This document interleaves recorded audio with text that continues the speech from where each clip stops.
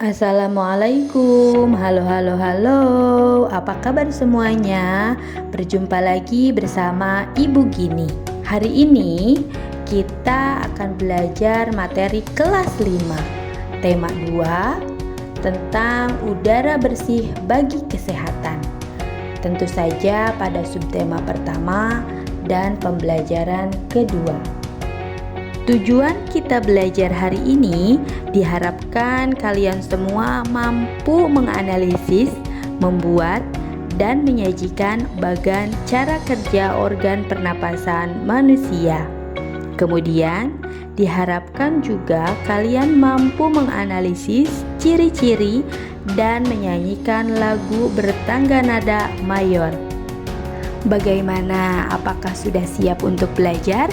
Mari kita awali pembelajaran dengan mengamati tayangan video berikut ini. Coba, adakah yang tahu video ini ada di daerah mana ya? Tayangan video ini ada di lingkungan pedesaan. Bagaimana ya keadaan lingkungan di desa? Tentu saja, udaranya sangat bersih. Coba kita bandingkan ya dengan tayangan berikutnya. Bagaimana tayangan video ini? Ada yang tahu nggak di mana? Bagus. Tayangan video ini tentu saja ada di lingkungan kota. Apakah udaranya bersih? Tentu saja sangat kotor. Karena lingkungan udaranya dicemari oleh polusi udara yang diakibatkan oleh asap pabrik. Menurut kalian, tayangan video mana ya yang memiliki udara yang bersih? Ya, tentu saja di lingkungan pedesaan. Bagaimana cara kita memelihara lingkungan agar udara tetap bersih? Terus, kenapa ya kita harus menjaga lingkungan? Karena kita sebagai makhluk hidup memerlukan udara yang bersih untuk bernapas. Bagaimana cara kita bernapas?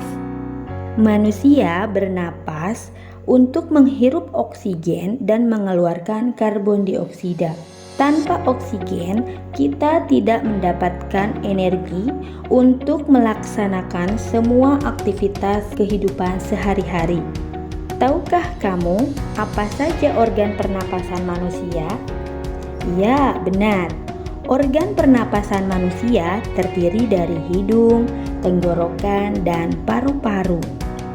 Yang pertama, hidung.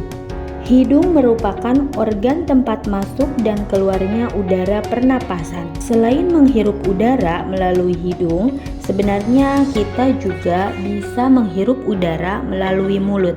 Tapi sebaiknya kita bernapas melalui hidung saja ya, karena di dalam rongga hidung terdapat selaput lendir dan bulu-bulu hidung. Selaput lendir berfungsi untuk menjaga kelembaban udara di rongga hidung, sedangkan bulu hidung berfungsi untuk menyaring dan menangkap kotoran yang masuk ke dalam rongga hidung.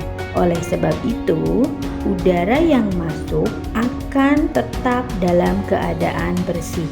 Organ pernapasan yang kedua adalah tenggorokan.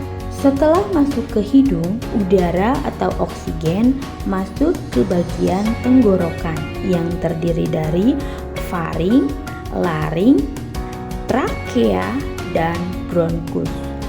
Faring merupakan percabangan dua saluran, yaitu saluran tenggorokan untuk pernapasan dan saluran kerongkongan untuk pencernaan. Fungsinya dalam proses pernapasan hanya sebagai tempat lewatnya udara menuju ke laring. Setelah melewati faring, udara akan masuk ke dalam laring. Laring merupakan daerah kotak suara dengan selaput suara yang dikenal sebagai pita suara. Dalam pernapasan, laring berfungsi untuk menerima udara dari faring diteruskan ke dalam trakea dan mencegah makanan serta minuman masuk ke dalam. Trakea terletak di depan kerongkongan atau saluran makanan. Trakea tersusun dari tulang-tulang rawan yang berbentuk cincin. Fungsinya yaitu untuk mengusir debu-debu halus yang lolos dari penyaringan di rongga hidung.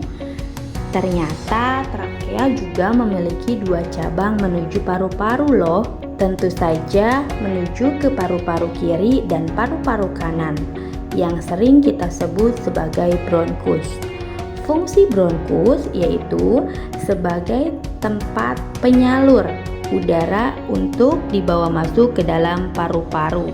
Organ pernapasan yang ketiga, paru-paru. Dari bronkus, udara disalurkan ke paru-paru yang terletak di dalam rongga dada. Paru-paru manusia ada sepasang, yaitu paru-paru sebelah kanan dan kiri. Paru-paru kiri terdiri atas 2 gelambir, sedangkan paru-paru kanan terdiri atas 3 gelambir. Paru-paru dibungkus oleh selaput pleura. Cabang-cabang bronkus di dalam paru-paru disebut bronkiolus. Bronkiolus memiliki cabang sesuai gelambir pada paru-paru kiri dan kanan.